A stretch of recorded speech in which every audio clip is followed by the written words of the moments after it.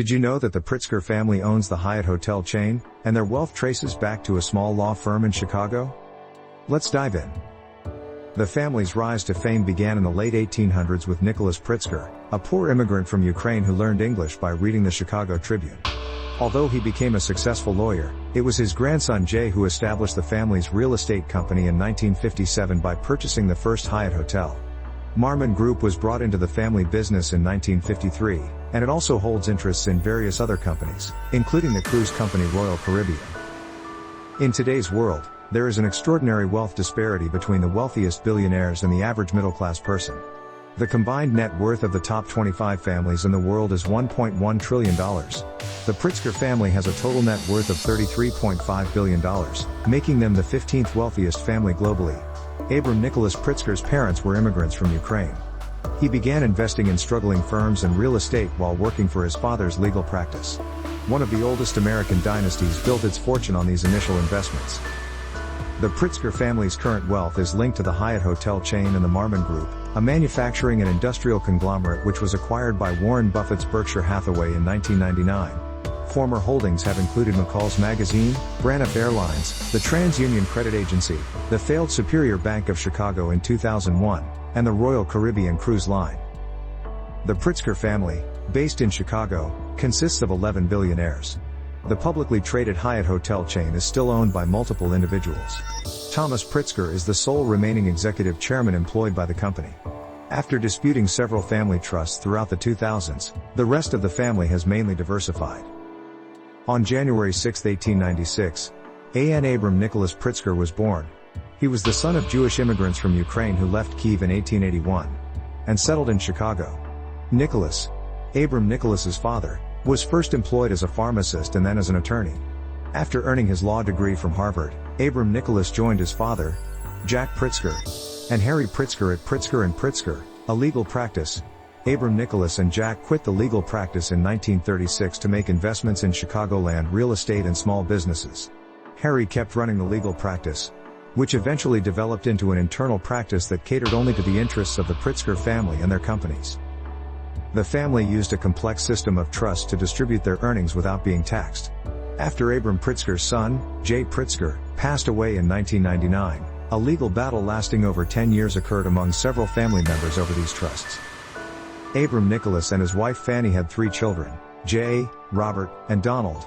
Jay Pritzker was accepted to the University of Chicago at 14 and earned his law degree from Northwestern University School of Law in 1947. Jay and his brother, Robert, founded Hyatt Hotels in 1957. On September 27, 1957. On September 27, 1957. On September 27, 1957.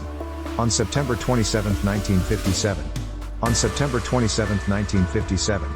On September 27, 1957, Pritzker purchased the first Hyatt house at Los Angeles International Airport for $2.2 million. The motel had been in operation since 1954.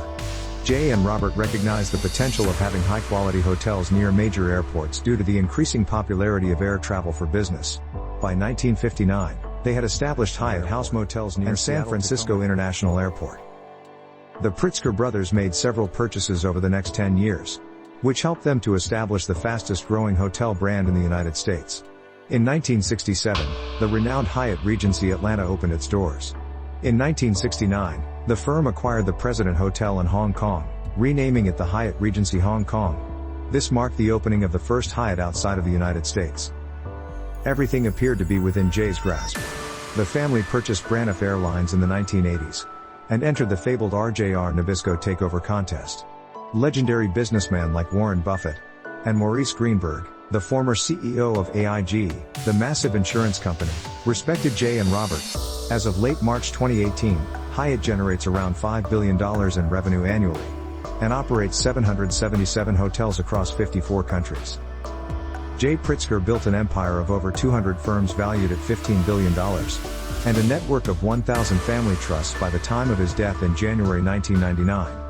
He informed his family that the family trust would not be dissolved until the trust legislation demanded it, which was estimated to be in 2042.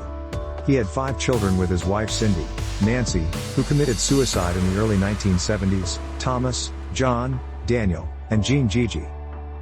Jay arranged for a series of lump sum and annuity payments to be made to his family after his passing.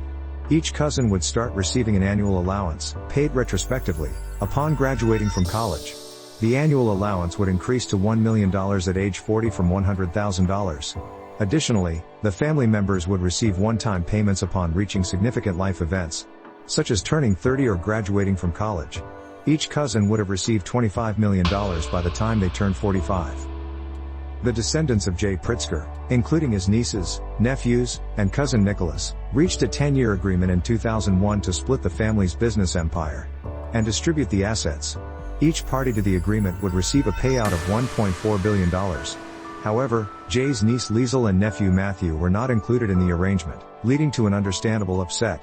One group of cousins, led by Jay's younger sons John and Daniel, went against the others, causing conflict within the family and pressuring them to go against Jay Pritzker's wishes by taking the family's money for themselves.